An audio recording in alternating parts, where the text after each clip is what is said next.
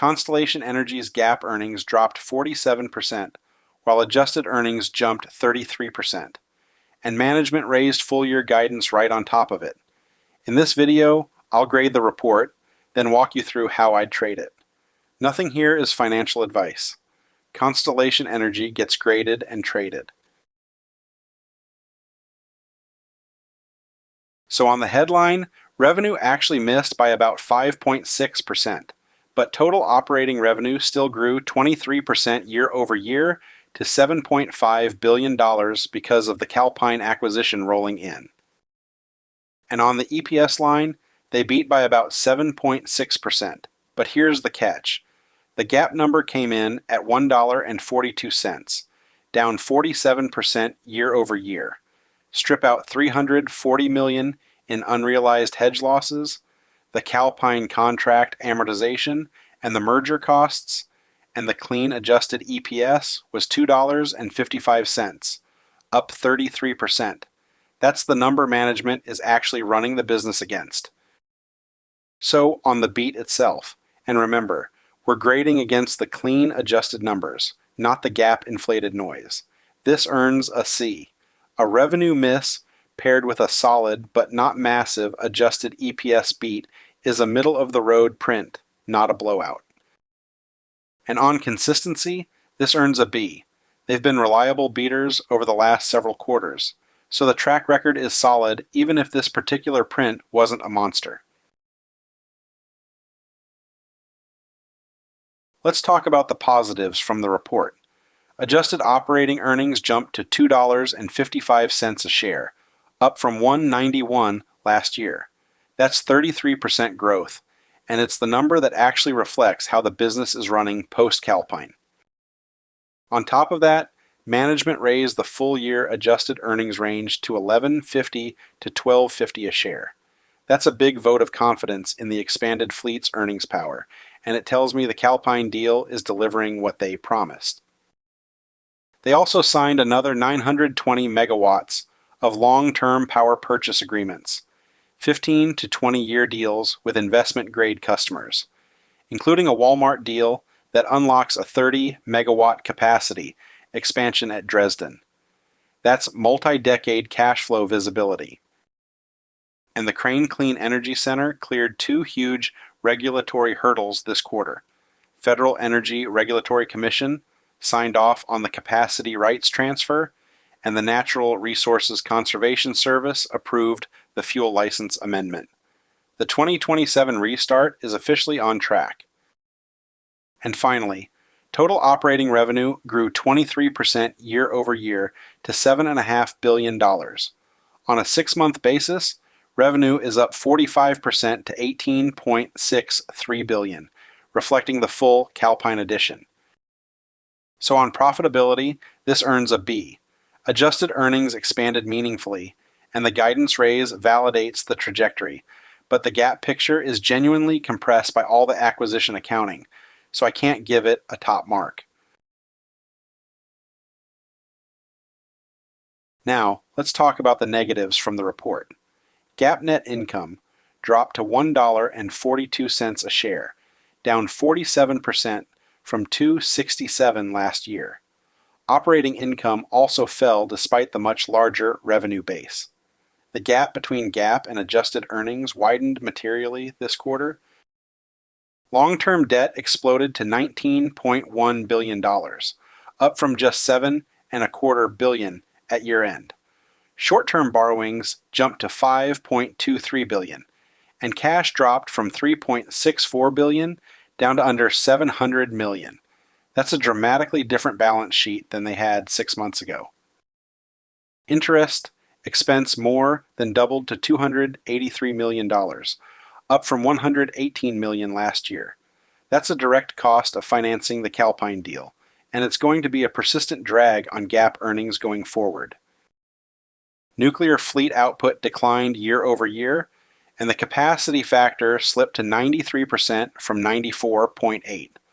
Planned refueling outage days more than doubled to 86 from 41.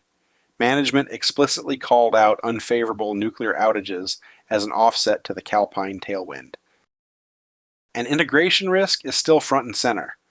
Calpine merger and integration costs hit the quarter for $84 million net of taxes, and management flagged that operational execution isn't fully clean yet.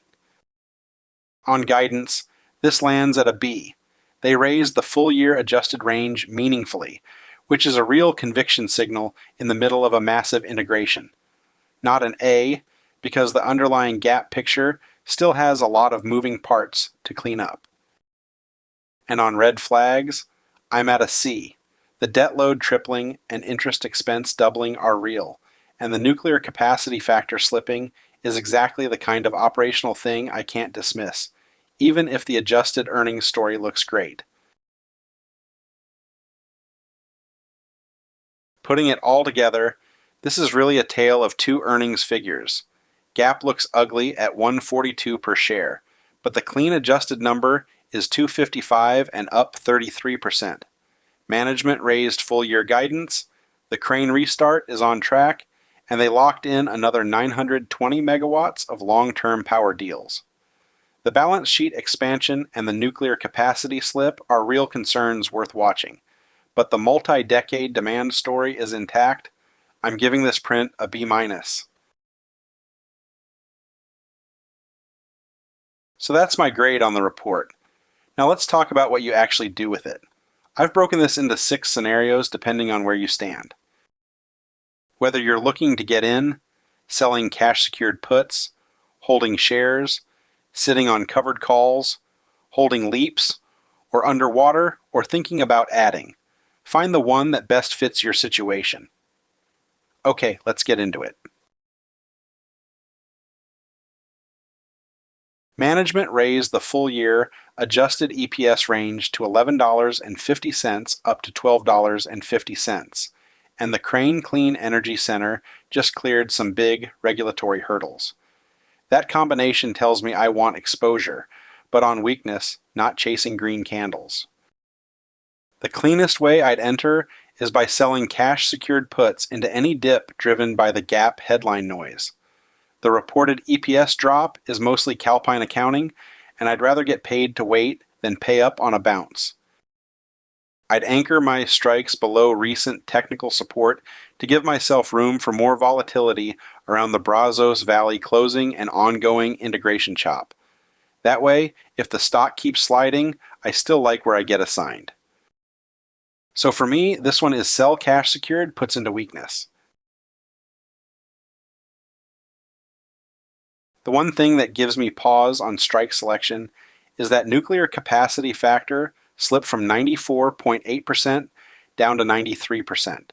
Even with the guidance raise, that operational risk is real, and I want my strikes to survive further slippage. So my floor strikes are going below levels that would still be defensible if capacity factor keeps drifting lower. I'm not writing right at support and hoping. If I'm putting strikes closer to the current price, it's only because I would genuinely welcome getting assigned. The multi-decade power purchase agreements and the Crane 2027 restart optionality make that a real long-term thesis worth owning at the right entry. Bottom line for me, set strikes you'd truly own. My shares are staying put. Guidance went up. The company signed 920 megawatts of new long-term power purchase agreements, and the Crane regulatory progress all back up the original reason I bought. The scary-looking GAAP EPS drop is mostly non-cash noise from Calpine acquisition accounting. It doesn't change the cash flow trajectory at all, so I'm not going to react to an optical number. The one thing that would make me trim is if nuclear capacity factor deteriorates further in the third quarter. That's my line in the sand, not the headline EPS print. So for me, hold and lean toward adding on weakness. With the full year guide going up, I do not want to be writing calls tight against my shares. The setup argues for pushing my strikes further out of the money and giving the stock more room to run. The last thing I want is to get called away cheaply right before the data center power story reignites, whether that's around the Crane 2027 restart or the Brazos Valley closing at year end. So if I get any near-term pop, my preferred adjustment is rolling up and out. Higher strikes, further dated, keeping the multi-year thesis intact instead of giving my upside away. My move here, push strikes further out of the money. My long-dated calls are staying on. Calpine integration is actually delivering, and Crane just cleared both Federal Energy Regulatory Commission and the Nuclear Regulatory Commission hurdles for a 2027 restart. That's exactly the kind of progress I bought this thesis for. On top of that, the New York license renewals extend the operational life of Jinnah and 9 Mile Point 1 all the way out to 2049. That's decades of additional cash flow supporting my long-dated position. The 12 to 24 month thesis is arguably stronger than it was before the print, and the raised guidance range gives me a much clearer earnings ramp to anchor my strike selection around. On any weakness, I'd look to roll my strikes higher. For me, hold and roll strikes up on weakness. If I'm underwater, this release actually validates the original thesis rather than breaking it. Adjusted EPS grew 33% year over year, and guidance went up. Those are the numbers I care about. The long-duration power purchase agreement backlog just expanded by another 920 megawatts. That's more locked-in cash flow supporting the story I bought in the first place. So averaging down makes sense on weakness tied to gap optics selling, especially around any temporary dislocation from the Brazos Valley divestiture closing or more Calpine integration accounting noise in the third quarter. For me, averaging down is defensible here. Bottom line, this print earns a B- from me. The adjusted earnings and guidance raise validate the Calpine thesis, and the long-term PPA backlog keeps the multi-decade cash flow story alive, even if the gap headline and the balance sheet need a few quarters to settle out. Thanks for watching, and I'll see you on the next one.